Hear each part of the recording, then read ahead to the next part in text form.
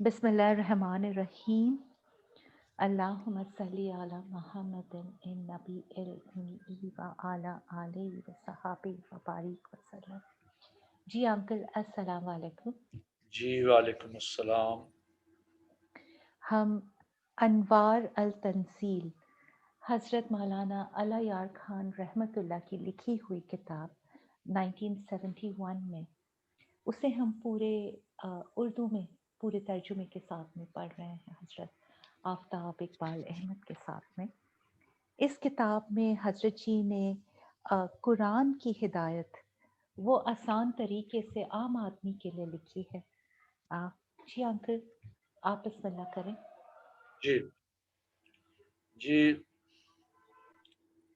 तलखीस तमाम सूरतों की मुख्तसर तरीन सूरतों के अंदर जो अहकामात इलाहिया हमारे करने के हैं वो हज़रत ने तहरीर फरमाया। ख़ुसूसन रमज़ानुल मुबारक की रातों के लिए ये 25 मंजिलें यानी 25 चैप्टर बनाए। चूँकि अमूमन कुरान पाक रमज़ानुल मुबारक में 25 दिन में ख़त्म होता है, तो वो उस हिसाब से यौमियन हर दिन के लिए जितनी तिलावत कलाम पाक रमज़ानुल मुबारक में तरावी में होती है उतनी मिकदार में खलासा अहकामात इलाहिया यौमियन हर दिन की तिलावत के एतबार से हज़रत ने इसको जमा फरमाया और ये मुख्तसर तरीन रहनुमाई के लिए लोगों को, ताकि रमज़ान में उसको इससे मुस्तफ़ीद हो सके कि सुनने के बाद अगर ये सिर्फ पढ़ ली जाए चंद मिनटों में तो कम अज़ कम उसका ये फ़ायदा है कि रोज़ की जो तिलावत कुरान पाक सुनी उसका खुलासा भी पढ़ने से क़ुलूब को वो क़ुव्वत मिलती है कि अंदाज़ा होता है कि आज मैंने क्या सुना, कुरान से क्या समझा। तो ये जो 21वीं मंजिल है आज जिससे हम शुरू कर रहे हैं, ये सूरा अल अहकाफ ता सूरा अज़्ज़ारियात है जी। तो सबसे पहले सूरा अल अहकाफ का खुलासा जी, इसका मरकज़ी मज़मून कानून अमहाल का बयान है, यानी अल्लाह ताला अंबिया अलैहिस्सलाम के ज़रिए बंदों को हक़ की तरफ दावत देता है, फिर मुनकरीन और मुखालिफिन को मोहलत देता है। अगर वो ज़माना मोहलत में संभल जाएं, हक़ की मुखालफत छोड़ दें और हक़ की राह इख्तियार कर लें तो इनके हक़ में बेहतर होता है, वरना मोहलत ख़त्म होने पर अज़ाब इलाही आ जाती है। तो कुरान मजीद का इनकार करने वाले तरह तरह के एतराज़ करते हैं। मसलन नंबर 1, कुरान मजीद तो नबी की अपनी तसनीफ़ है। नंबर 2, अगर कुरान की दावत दुरुस्त होती तो मुफलस अवाम से पहले उमरा क्यों ना कबूल करते। इनके दोनों एतराज़ गलत हैं। अगर नबी सल्लल्लाहु अलैहि वसल्लम ने अकेले कुरान तसनीफ़ कर लिया है तो तुम भी अहले ज़बान हो, सब मिलकर ऐसी कोशिश कर देखो। दूसरे एतराज़ की हकीकत ये है कि दीन के हक होने का पैमाना दौलत और इफलास नहीं, बल्कि हक को कबूल करने के लिए फितरत सलीमा से काम लेना होता है।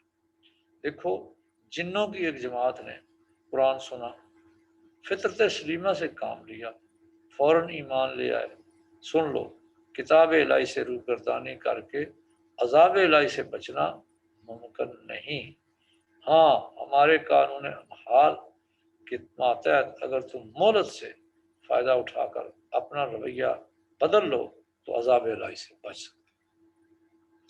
इसके बाद ये सारी खुलासा था सूरा अल अहकाफ का।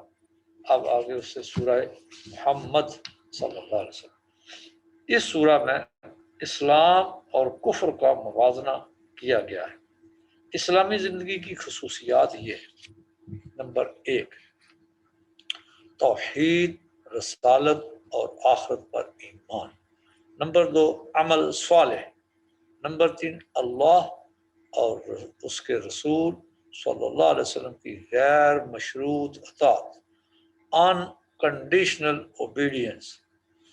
نمبر 4 جذبہ جہاد۔ کافرانہ زندگی کی خصوصیات یہ ہیں: نمبر 1 اللہ، رسول اور قیامت کا انکار۔ نمبر 2 کتاب الہی کی مخالفت۔ نمبر 3 جانوروں کی طرح حلال حرام کی تمیز کیے بغیر کھانے کا چسکا۔ نمبر 4 دنیوی لذتوں کا حصول اور زیب و زینت کو مقصد زندگی سمجھنا۔ نمبر 5 خواہشات کی غلامی۔ منافقانہ زندگی کی خصوصیات یہ ہیں: نمبر 1 کوئی دنیوی فائدہ نظر آئے تو خدا اور رسول کی اطاعت کا دم بھرنا۔ نمبر 2 ایثار کا موقع ہے یا کوئی تکلیف آ جائے جان بچانے کی کوشش کرنا اور اسلام پر اعتراض کرنا۔ نمبر 3 بزدلی۔ نمبر 4 اخلاقی جرات کا فقدان۔ چونکہ تینوں جماعتوں کے زندگی کے اصول اور زندگی کے راستے جدا ہیں، اس لیے ان کا انجام بھی مختلف ہے۔ مومن کے لیے اللہ کے انعامات اور اس کی خوشنودی، اور کافر و منافق کے لیے اللہ کا عذاب اور غضب۔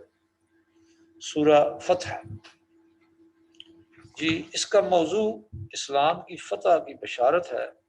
فرمایا صلح حدیبیہ در حقیقت مسلمانوں کی شاندار فتح ہے۔ یہ صلح فتح مکہ کا پیش خیمہ بنی۔ جو منافق حدیبیہ کی مہم میں شریک نہ ہوئے، ان کا اندازہ یہ تھا کہ مسلمان مکہ کی طرف نہیں جا رہے بلکہ اپنی تباہی کی طرف جا رہے ہیں، مگر ان کا اندازہ غلط ثابت ہوا اور مسلمانوں کو منافقوں کے اصل مرض سے آگاہ کر دیا گیا۔ اسی مہم میں بیعت رضوان ہوئی۔ جو لوگ اس بیعت میں شریک ہوئے، اللہ نے ان کی بڑی قدر افزائی فرمائی۔ اس زندگی میں ان سے خوشنودی کا اعلان فرمایا۔ پھر حضور کے ساتھیوں یعنی صحابہ کے اوصاف بیان ہوئے کہ کفر کے مقابلے میں بڑے سخت ہیں، آپس میں رحیم و شفیق ہیں، رضا الہی کے طالب ہیں، زاہد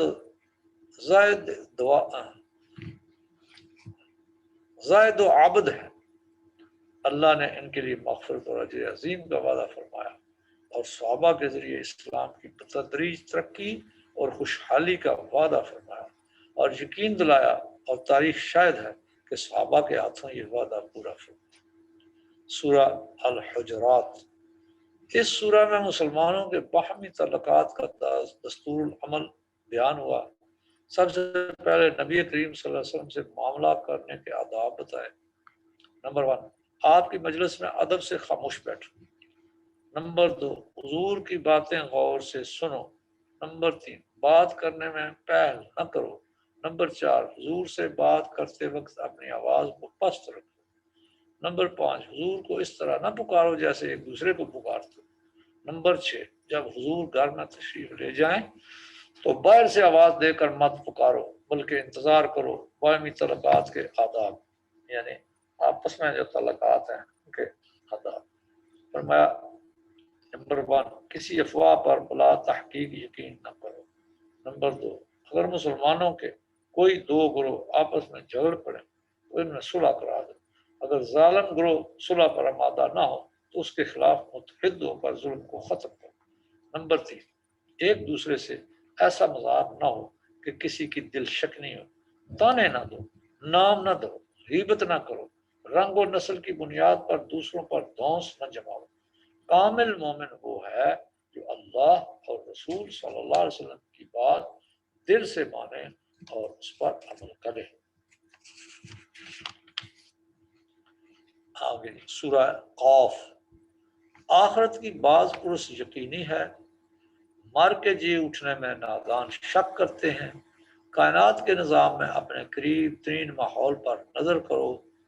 بارش سے ہم مردہ زمین کو زندہ کرتے ہیں، وہ طرح طرح کے پھول اور پھل اگلنے لگتی ہے۔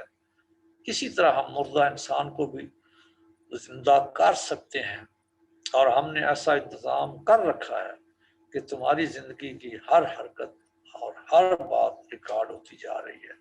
قیامت میں اپنا ریکارڈ تم خود دیکھ لو گے، پھر تمہارے اعمال کے مطابق تمہیں بدلہ ملے گا۔ سورہ الذاریات، اعمال کا بدلہ ملنا مشکل، عبادت کا بدلہ ملنا یقینی ہے۔ ہم نے تمہاری ہدایت کے لیے 3 قسم کا انتظام کیا، اول تمہارا ضمیر اور تمہاری ذات، نمبر 2 کائنات کا وسیع نظام، نمبر 3 وحی و الہام۔ انسان پہلے 2 پہلوؤں پر غور کرے تو توحید کا اقرار کیے بغیر چارہ نہیں، مگر ہم نے عذر شفقت تیسری تدبیر بھی کر دی اور انبیاء کے ذریعے کتابیں بھیجی۔ کتاب ہے، تم نے اس کتاب سے ہدایت حاصل کی تو اس کا انعام عمل سے کئی گنا زیادہ ملے گا، اور اگر اس کی ناقدری کی تو سزا مل کر رہے گی۔ اب تمہیں آزادی ہے، جو راستہ چاہو اختیار کرو۔ جی اب 22ویں منزل، 22ویں منزل سورہ طور تا ختم سورہ الحشر ہے۔ سب سے پہلے سورہ طور۔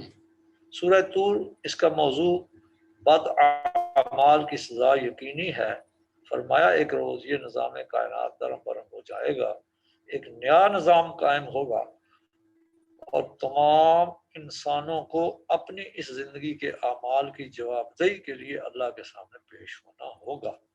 اعمال کی جانچ پڑتال ہوگی، اللہ کے فرما برداروں کو انعام ملے گا، باغیوں کو دردناک سزا ملے گی۔ پھر حضور اکرم صلی اللہ علیہ وسلم کو تسلی دی گئی کہ منکرین حق کی مخالفت کی پرواہ نہ کریں، ان کو دعوت حق دیتے رہیں۔ ان لوگوں کی جہالت کا کوئی ٹھکانہ جو کہتے ہیں کہ نبی شاعر ہے، انہوں نے قرآن خود تصنیف کر لیا ہے، ان سے پوچھئے تمہیں یہ اطلاع کس نے دی؟ خیر چلو تم بھی ایک ایسی کتاب تصنیف کر کے دکھا دو۔ آپ ان باتوں سے رنجیدہ نہ ہوں اور صبر سے کام لیں اور دعوت حق کا کام جاری رکھیں۔ سورہ النجم، سورہ نجم، وحی کے ذریعے جو تعلیمات نبی کریم صلی اللہ علیہ وسلم تک پہنچائی گئی وہ ابدی حقائق پر مبنی ہیں، اور انسان اپنے ظن اور تخمین سے جو عقائد گھڑ لیتے ہیں وہ غیر یقینی اور اٹکل پچو اندازے ہوتے ہیں۔ غیر یقینی اور ظنی باتوں پر زندگی کی بنیاد رکھی جائے تو آدمی غلط راستے پر چل کر منزل مقصود سے دور ہوتا چلا جاتا ہے۔ اس بنیادی غلطی کا اصل سبب آخرت کی جواب دہی کو محض انہونی بات سمجھنا ہے۔ اسی وجہ سے نادان لوگ دنوی زندگی کا مقصد بس عیاشی اور لذت پرستی کو قرار دیتے ہیں۔ ہم اس لیے ایسی عاقبت نا اندیش لوگوں سے بچنا چاہیے جن کی عقل اس نتیجے پر پہنچ کر ناز کرتی ہے کہ زندگی بس عیش کرنے کے لیے ہے۔ سورہ القمر، یہ نظام کائنات ایک روز ختم ہو جائے گا، انسانوں کے اعمال کی جزا و سزا میں لیکن نیا نظام قائم کیا جائے گا۔ اس حقیقت کو تسلیم نہ کرنے کی وجہ گزشتہ اقوام تباہ ہیں۔ قوم نوح، عاد، سمود اور قوم فرعون کی تباہی کی وجہ یہی تھی۔ تم لوگ عقل سے کام لو، تاریخ سے سبق حاصل کرو اور اس حقیقت پر پختہ یقین کر لو کہ تمہیں اپنے اعمال کی جواب دہی کے لیے ایک روز خدا کے سامنے پیش ہونا ہے۔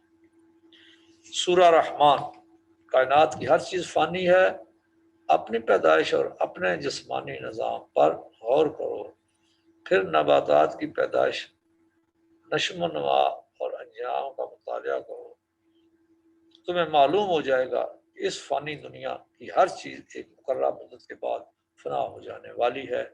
پھر اس حقیقت پر غور کرو کہ اللہ نے انسان کو کس قدر گوناگون نعمتیں عطا فرمائیں۔ ان کے متعلق بعض پرس ضرور ہوگی۔ ان نعمتوں سے اللہ کی ہدایت کے مطابق کام لوگے تو کامیاب، ورنہ سزا کے مستحق ہو۔ اس کے بعد سورہ الواقعہ، قیامت کے روز انسان 3 گروہ میں بٹ جائیں۔ نمبر 1 مقربین، وہ لوگ جنہوں نے دنیوی زندگی کا مقصد رضا الہی حاصل کرنا سمجھا اور پورے خلوص سے اس مقصد کے حاصل کرنے میں لگے رہے۔ اصحاب الیمین کہ جن کے اعمال ملے جلے ہوں گے مگر لغزشوں کے مقابلے میں طاعتوں کا پلہ بھاری ہوگا، یہ بھی انعام کے مستحق ہوں گے۔ اصحاب الشمال جن لوگوں کے نے دین حق کی تعلیمات کو محض کھیل تماشا سمجھا اور باغیانہ زندگی بسر کرنے میں فخر محسوس کرتا رہے، یہ لوگ اس بدتمیزی کا بدلہ جہنم کی آگ اور کھولتے ہوئے پانی کی صورت میں پا لیں گے۔ تمہیں کون سے گروہ سے شامل ہونا پسند ہے؟ اپنا محاسبہ کر لیا کرو۔ آگے سورہ الحدید۔ حقیقی عزت وہ ہے جو اللہ تعالیٰ کے ہاں کسی کو ملے۔ حصول عزت کے طریقے۔ نمبر 1، اگر عزت چاہتے ہو تو اس کے احکام کی پیروی کرو جو حقیقی عزت دینے والا ہے۔ نمبر 2، جس نے تمہیں مال اور دولت عطا کی اس کی ہدایت کے مطابق مال کا استعمال کرنا سیکھو۔ نمبر 3، مال کو دبائے نہ رکھو ورنہ معاشرے میں نفرت کے جذبات ابھریں گے۔ جائز مصرف پر خوش دلی سے مال خرچ کرو، اس سے انفرادی اور اجتماعی ترقی ہوگی۔ نمبر 4، اللہ کی یاد سے کبھی غافل نہ رہو ورنہ سنگ دل ہو جاؤ گے، اور سنگ دلی کی علامت یہ ہے کہ آدمی نصیحت قبول کرنے کی صلاحیت کھو بیٹھتا ہے۔ نمبر 5، اگر انسان مال جمع کرنے کی دھن میں لگا رہے تو اس میں 3 مرض پیدا ہوتے ہیں۔ اول تفاخر، دوم دوسروں کے مقابلے میں زر اندوزی،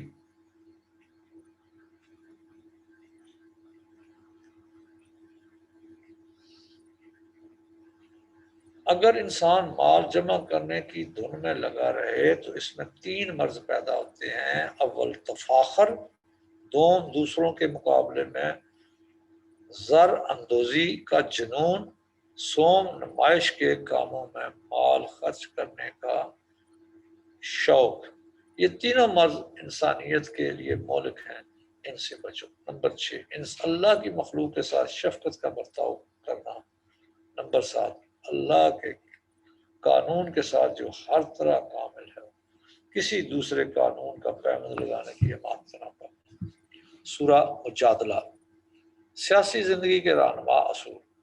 عوام اور لیڈر اس بات پر پختہ یقین رکھیں کہ اللہ ان کی ہر حرکت سے واقف ہے اور ان سے باز پرس کرنے لگا ہے۔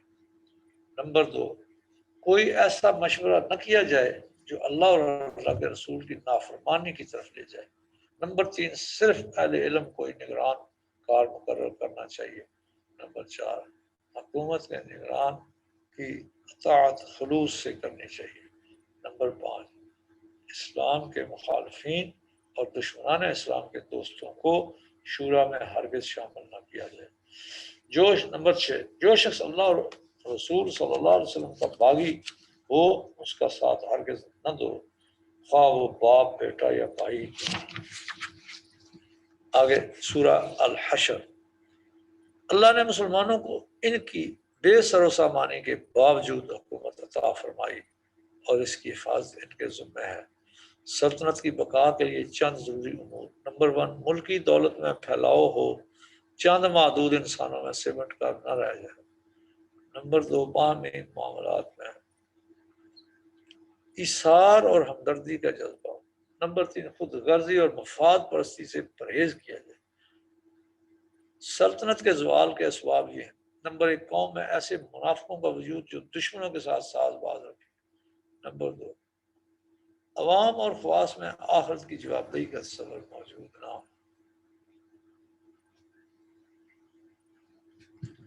نمبر 3، قرآنی تعلیمات اور شریعت کے قانون سے بے رخی اور بیزاری کا رویہ اختیار کرنا۔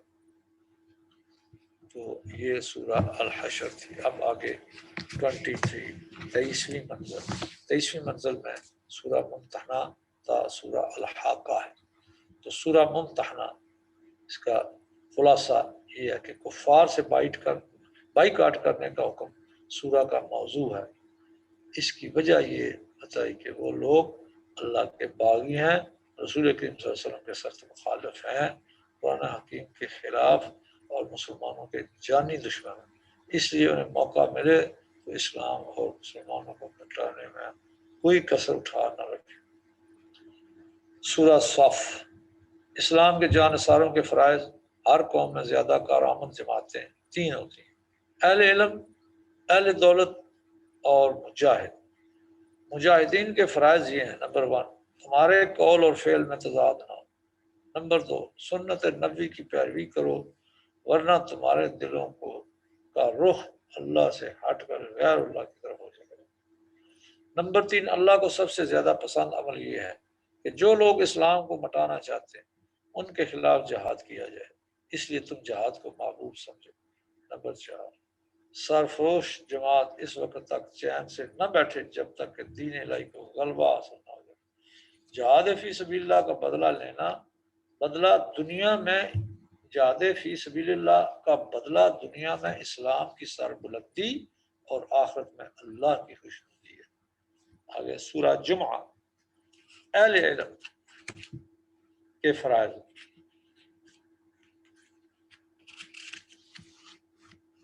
حضور اکرم صلی اللہ علیہ وسلم کے 4 فرائض تھے۔ نمبر 1، تلاوت آیات یعنی قرآن حکیم سنانا۔ نمبر 2، تزکیہ نفوس۔ نمبر 3، کتاب الہی کی تعلیم دینا۔ نمبر 4، تعلیم حکمت۔ یہی اہل علم کے فرائض ہیں۔ عالم بے عمل اور گدھے میں کوئی فرق نہیں، اور عالم باعمل ہی اصل وارث انبیاء ہیں۔ عالم باعمل کے ذریعے تبلیغ دین کا کام بھی ہے۔ ہفتے میں جمعے کا دن تبلیغ دین کے لیے خصوصی دن ہے، اس لیے مسلمان جمعہ کی اذان سنتے ہی مسجد میں آئیں اور اللہ کے احکامات سنیں، پھر اپنے کاروبار میں لگ جائیں، مگر وہاں بھی اللہ کا کو یاد رکھیں اور اس کے احکامات کو نہ بھلائیں۔ آگے سورہ المنافقون۔ سورہ المنافقون میں اہل دولت کے فرائض۔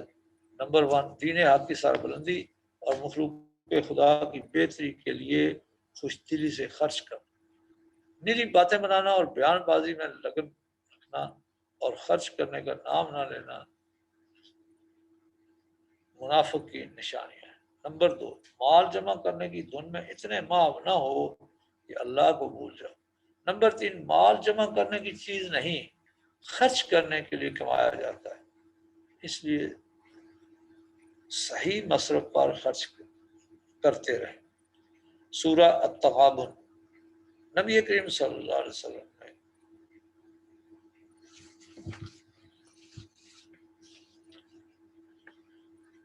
سورہ تغابن، نبی کریم صلی اللہ علیہ وسلم پر ایمان لانا اور آپ کی اطاعت کرنا فطرت اور عقل کے عین مطابق ہے۔ غذا کی ضرورت کا احساس فطرت کے عین مطابق ہے، خواہ وہ جسمانی غذا ہو یا روحانی، اور روحانی غذا تو حضور صلی اللہ علیہ وسلم کی ہی معرفت میں پہنچتی ہے۔ اس سے حضور صلی اللہ علیہ وسلم کی اطاعت دراصل اس فطری داعیہ کو پورا کرنا ہے۔ حضور کی اطاعت سے باز رکھنے والی چیز سے ہوشیار رہنا وہ یہ ہے: نمبر 1، مصائب میں مبتلا ہونے کا اندیشہ۔ نمبر 2، مال کی محبت۔ نمبر 3، اولاد کی محبت۔ جہاں یہ چیزیں حضور صلی اللہ علیہ وسلم کی اطاعت میں رکاوٹ نہیں، انہیں اپنے راہ سے ہٹا دو۔ اولاد کی محبت، جہاں یہ چیزیں حضور صلی اللہ علیہ وسلم کی اطاعت میں رکاوٹ بنے، انہیں اپنی راہ سے ہٹا دو۔ سورہ الطلاق۔ بندوں کے حقوق ادا کرنا اتنا ہی ضروری ہے جتنا اللہ کے حقوق، اور اللہ نے جو حقوق مقرر کر دیے ہیں انہیں ترمیم یا تنسیخ کرنے کی کسی کو اجازت نہیں۔ بندوں کے حقوق غضب کرنے یا ان پر ظلم کرنے سے انسان اسی طرح عذاب کا مستحق قرار پاتا ہے جس طرح اللہ کے حقوق کا خیال نہ رکھنے سے انسان عذاب الہی کو دعوت دیتا ہے۔ ان خطروں سے بچنے کا ایک ہی طریقہ ہے کہ نبی کریم صلی اللہ علیہ وسلم کا اتباع پورے خلوص اور محبت سے کرو۔ آگے سورہ التحریم۔ اللہ تعالیٰ کے احکام کی تعمیل میں کوئی چیز رکاوٹ نہ بننے پائے۔ بڑی رکاوٹیں دو ہیں، خواہش نفس کا اتباع اور اہل و عیال کی محبت۔ اگر تم نے ان میں سے کسی سبب کے تحت اللہ کے احکام سے منہ موڑا تو گویا تم نے خود اپنے لیے اور اپنے اہل و عیال کے لیے جہنم کا سامان کر لیا۔ ہاں غلطی ہو جائے تو اس کا علاج تو یہ ہے، اور یاد رکھو کہ بزرگوں کے ساتھ بلکہ انبیاء کے ساتھ ظاہری نسبت بھی عذاب الہی سے نہیں بچا سکتی۔ پس انبیاء کرام اور اہل اللہ کی اطاعت ضروری ہے۔ آگے سورہ الملک۔ اس کائنات کا خالق اللہ تعالیٰ ہے، وہی اس کا مالک اور بادشاہ ہے۔ تم اس کی سلطنت میں رہ کر اس کے احکام کی خلاف ورزی کر کے باغیانہ زندگی بسر کرو گے تو جہنم کے حوالے کیے جاؤ گے۔ اگر اطاعت شعار اور وفادار رہو بن کر رہو گے تو اللہ تعالیٰ طرح طرح کے انعامات عطا فرمائے گا۔ سورہ قلم۔ اگر نادان لوگ دین حق کو ایک انسان کا خود ساختہ دین سمجھتے ہیں تو وہ کوشش کر کے اس دین کے دستور یعنی قرآن جیسی کتاب تیار کر کے لے آئیں۔ یقیناً ان سے یہ کام نہیں ہو سکے گا۔ اس لیے رسول کریم صلی اللہ علیہ وسلم اور قرآن حکیم کی مخالفت کر کے عذاب الہی کو دعوت نہ دو۔ اس قرآن کی تعلیمات دونوں جہانوں کی کامیابیوں کی ضمانت ہے۔ سورہ الحاقہ۔ اعمال کا بدلہ کسی قدر تو اس دنیا میں بھی ملتا ہے، مگر مکمل جزا دوسری دنیا میں ملے گی۔ قوم نوح، عاد، سمود اور قوم فرعون کی تباہی ان کی باغیانہ روش کی سزا کا ایک معمولی حصہ ہے جو انہیں اس دنیا میں ملا۔ اگر تمہیں بدعمالی کی سزا سے بچنا ہے تو اس کا ایک ہی طریقہ ہے، عمل صالح اختیار کرو، قرآن پر عمل کرو اور نبی کریم صلی اللہ علیہ وسلم کی اطاعت کرو۔ تو یہاں 23ویں منزل بھی ختم۔ اب یہ 24ویں منزل 24، اس میں یہ سورہ معارج سے لے کر سورہ الاعلی تک یہ منزل ہوتی ہے۔ تو اس میں سورہ المعارج، کفار مذاق کے طور پر پوچھتے تھے کہ قیامت کب آئے گی؟ جواب ملا کہ اپنے مقررہ وقت پر آئے گی، اور اللہ کے باغیوں کے لیے وہ کوئی خوشگوار منظر نہیں ہوگا۔ انہیں اس وقت سخت عذاب دیا جائے گا، کوئی دوستی رشتہ داری کام نہ آئے گی، اور جن لوگوں میں یہ صفات پائی جاتی ہیں انہیں انعام ملے گا۔ نمبر 1، نماز کی پابندی کرتے ہیں۔ نمبر 2، اپنی عصمت کی حفاظت کرتے ہیں۔ نمبر 3، خیانت نہیں کرتے۔ نمبر 4، عہد کے پابند ہیں۔ نمبر 5، جان اور مال سے محتاجوں کی مدد کرتے ہیں۔ نمبر 6، آخرت کی بات کو اس پر یقین رکھتے ہیں۔ اس کے بعد سورہ نوح۔ سورہ نوح میں بیان ہوا کہ انبیاء کا طریقہ تبلیغ ہی ہے۔ نمبر 1، اللہ کی عبادت اور نبی کی اطاعت کی دعوت دینا۔ نمبر 2، مناسب حالات کے مطابق انفرادی ملاقاتوں میں اور اجتماعی طور پر دعوت دینا۔ نمبر 3، حالات کے مطابق تنہائی میں، مخفی طور پر اور مخفی میں اعلان اس دعوت کو قبول کرنے کا فائدہ واضح کرنا کہ دنیا میں سکون و اطمینان اور آخرت میں انعام و کرام۔ آخر میں بتایا کہ اگر لوگ نبی کے اخلاص اور احسان کی قدر نہ کریں تو عذاب یقینی ہوتا ہے، جیسے قوم نوح کو ہوگا۔ سورہ الجن۔ جس طرح فطرت سلیمہ رکھنے والے انسان قرآن مجید سننے کے مشتاق ہوتے ہیں، اسی طرح جن بھی قرآن سننے کا شوق رکھتے ہیں۔ جنوں کے ایک گروہ نے نبی کریم صلی اللہ علیہ وسلم سے قرآن سنا، ایمان لائے اور اپنی قوم کے پاس جا کر اس کی تبلیغ کی۔ پھر بتایا کہ نبی تو سراپا دعوت ہوتا ہے، وہ اللہ کا بندہ بننے کی دعوت دیتا ہے، اس پر کوئی اجرت نہیں مانگتا۔ سورہ المزمل۔ اللہ کا دستور العمل بتایا تاکہ اسلام کی تبلیغ کرنے والے کو اس کو پیش نظر رکھیں۔ نمبر 1، رات کو اٹھنا، تہجد پڑھنا، یکسوئی سے قرآن کی تلاوت کرنا۔ نمبر 2، کثرت سے ذکر الہی کرنا۔ نمبر 3، دن میں تبلیغ دین کرنا۔ نمبر 4، مخالفین کی بدتمیزیوں پر صبر کرنا۔ نمبر 5، نتیجہ اللہ کے سپرد کرنا۔ سورہ مدثر، اے نبی صلی اللہ علیہ وسلم آپ دعوت حق کا کام کرتے رہیں، مخالفین سے نمٹنا ہمارے ذمہ رہا۔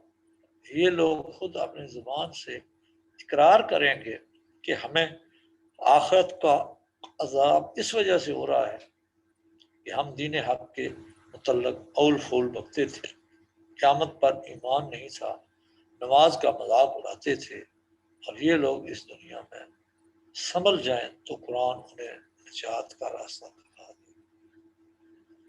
سورہ القیامہ، قیامت کا آنا یقینی ہے، انسان اس روز اپنے تمام اعمال کا ریکارڈ خود دیکھ لے گا اور کوئی عذر پیش نہیں کر سکے گا، نہ کوئی پناہ مل سکے گی۔ ہاں اللہ کے فرما بردار خوش و خرم ہوں گے اور اس روز کی ہولناکیوں سے بچے۔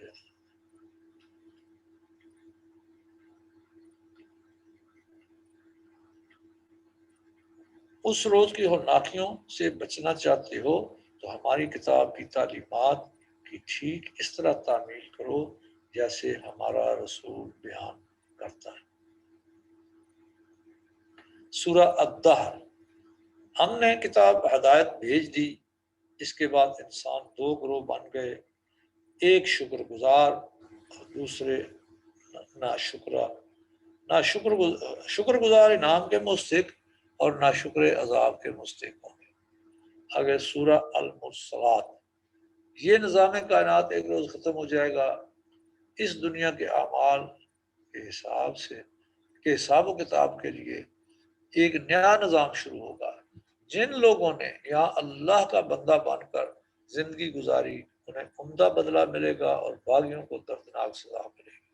سورہ نبا، کاشتکار کا مقصد فصل حاصل کرنا ہوتا ہے، وہ آلات کے ذریعے کھیتی باڑی کر کے یہ مقصد حاصل کرتا ہے۔ زراعت کے آلات جمع کرنا بجائے خود کوئی مقصد نہیں ہوتا۔ اسی طرح انسان کے لیے اس دنیا کی چیزیں، آلات اور ذرائع ہیں، اس کا مقصد آخرت کی کامیابی حاصل کرنا ہے۔ جس طرح فصل پکنے پر دانے اور بس علیحدہ کر لیے جاتے ہیں، اسی طرح فیصلے کے دن مطیع اور باغی الگ الگ کر دیے جائیں گے۔ سورہ النازعات، جس طرح آنے واحد میں انسان کا دم نکلتے ہی اس کی شخصی نظام میں انقلاب آ جاتا ہے، اسی طرح ایک آن میں اس کائنات کے نظام میں انقلاب آ جائے گا، عمل کا نظام ختم ہوگا اور عمل کا بدلہ ملنے کا نظام شروع ہو جائے گا۔ سورہ عبس، قرآن سراپا نصیحت ہے، قرآن کی تبلیغ میں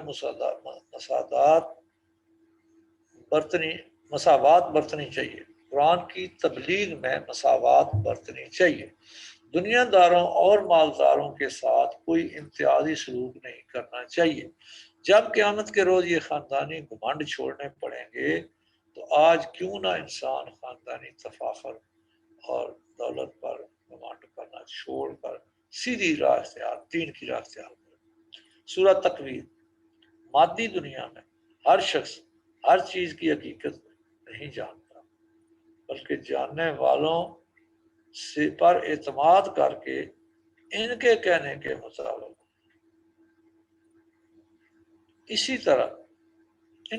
مطابق کام کرتا ہے، اور اسی طرح روحانی دنیا میں حقیقت کو پوری طرح جاننے والے نبی کریم صلی اللہ علیہ وسلم ہیں۔ اس لیے عقل مندی یہ ہے کہ آدمی حضور پر اعتماد کر کے آپ کی اطاعت کرے، ورنہ وہ نرا احمق ہے۔ سورہ الانفطار، سورہ الانفطار، قیامت میں وہ شخص خسارے میں رہے گا جس نے دنیا میں اپنے رب سے تعلق توڑا۔ سورہ المطففین، جو لوگ اپنا حق پورا لیتے ہیں مگر دوسروں کا حق دیتے وقت اسے نقصان پہنچاتے ہیں، کبھی ظلم سے اور کبھی دھوکے سے، ایسے لوگ انصاف کے دن سخت گھاٹے میں رہیں گے۔ سورہ الانشقاق، انسان کی کامیابی کا راز اللہ کی بندگی میں پوشیدہ ہے اور اصل کامیاب اللہ کی کامیابی ہے۔ سورہ البروج، خدا پرستوں اور اللہ والوں کی دل آزاری کرنے والے اللہ کی گرفت سے نہیں بچ سکتے۔ آگے سورہ الطارق، اگر انسان اپنی پہلی پیدائش پر غور کرے تو یہ بات اس کی سمجھ میں آ جائے کہ اللہ تعالیٰ دوبارہ پیدا کرنے پر قادر ہے اور قیامت کا انکار کرنے والے چند روزہ زندگی کی مہلت کو بیکار مشغلوں میں ضائع کر دیتے ہیں، مگر اپنے ان نقصان کا احساس انہیں نہیں ہوتا۔ سورہ الاعلی، قرآن سراپا ہدایت ہے، آدمی اس سے ہدایت لینے کا ارادہ کرے تو اللہ اسے فہم عطا کرتا ہے۔ جہاں نصیحت کرنا نفع آور معلوم ہو وہاں ضرور نصیحت کرنی چاہیے۔ اس قرآن سے نصیحت حاصل کرنے والے نماز کے پابند، ذکر الہی کے اس قرآن سے نصیحت حاصل کرنے والے نماز کے پابند اور ذکر الہی کے مشتاق ہوتے ہیں، اور مخالفین صرف دنوی لذتوں پر لٹو ہیں۔ تو یہ 24ویں منزل، اور اب یہ آخری منزل ہے 25ویں، جس میں سورہ الغاشیہ سے لے کر ختم یعنی سورہ الناس تک۔ تو سورہ الغاشیہ، اس کا خلاصہ یہ ہے کہ یہ دنیا دارالعمل ہے، انسان کو آزادی ہے کہ چاہے یہاں اللہ کا بندہ بن کر رہے، چاہے تو اس کی بغاوت کرتا رہے، مگر یہ سمجھ لے کہ ایک روز اس کو اعمال کا بدلہ ملنے کا فیصلہ ہوگا۔ اس روز ان لوگوں کے چہرے حشاش بشاش ہوں گے جو اس دنیا میں اللہ کے بندے بن کر رہے، اور ان لوگوں کے چہروں پر پھٹکار برس رہی ہوگی جو یہاں من مانی کرتے رہے۔ ہمارے نبی کریم صلی اللہ علیہ وسلم کا کام فقط ہمارے احکام کو پہنچانا ہے، تم سے ان احکام پہ عمل کرانے کی ذمہ داری ان پر عائد نہیں ہوتی، تم سے ان احکام پر عمل کرانے کی ذمہ داری ان پر عائد نہیں ہوتی۔ سورہ الفجر، اعمال کی جزا و سزا کا سلسلہ اس دنیا ہی میں شروع ہو جاتا ہے۔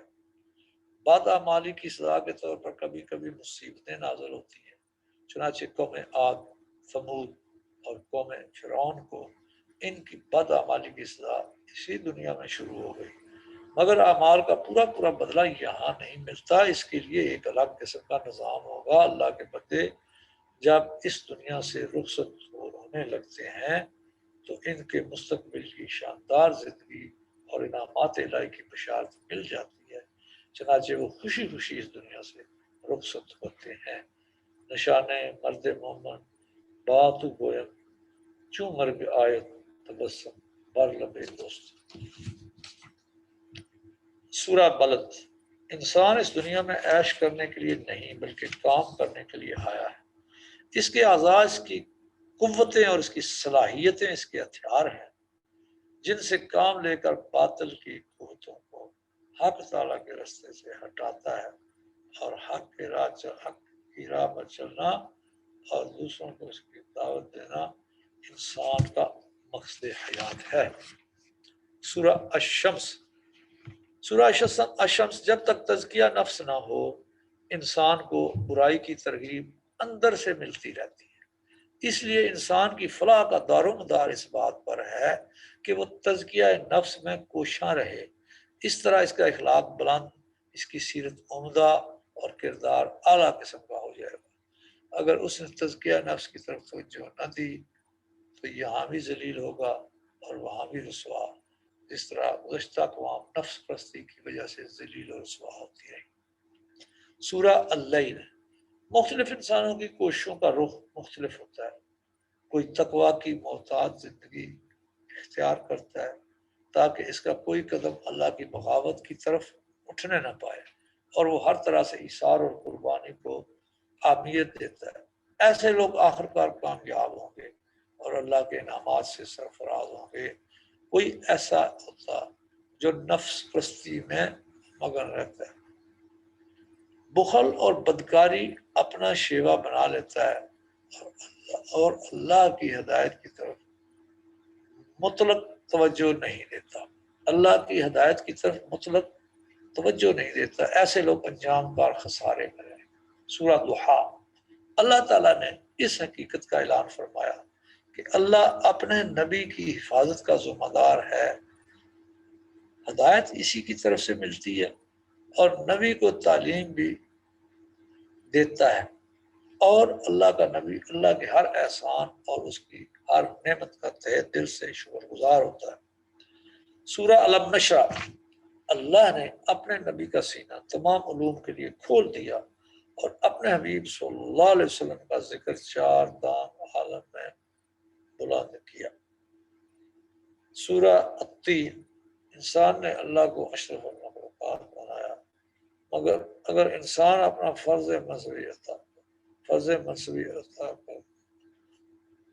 منصبی ادا کرے اور اللہ کا بندہ بن جائے تو باقی تمام مخلوق سے بہتر ہے، اور اگر اللہ سے بغاوت کرنے لگے تو بدترین مخلوق ہے۔ آگے سورہ علق۔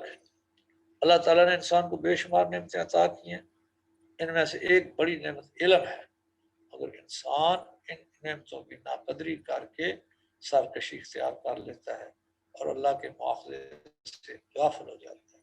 مگر اے نبی صلی اللہ علیہ وسلم، آپ ہمارے احکام کی تبلیغ کرتے رہیں، دشمنان اسلام کی مخالفت کی پرواہ نہ کریں، ان کی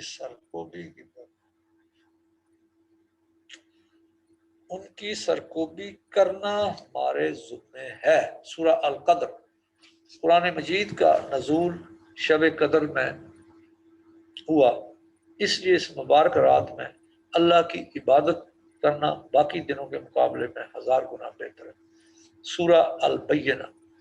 دین اسلام دین حق ہے، جو لوگ فطرت سلیمہ سے کام لے کر اس دین کی پیروی کرتے ہیں وہ خدا کی بہترین مخلوق ہے، اور جو لوگ اس کے احکام کا انکار کرتے ہیں وہ بدترین مخلوق ہیں۔ اور سورہ الزلزال۔ جب یہ نظام کائنات درم برم ہو جائے گا تو قیامت آ جائے گی اور ہر شخص کو اپنے چھوٹے بڑے اچھے برے ہر عمل کا بدلہ مل کر رہے گا۔ سورہ العادیات۔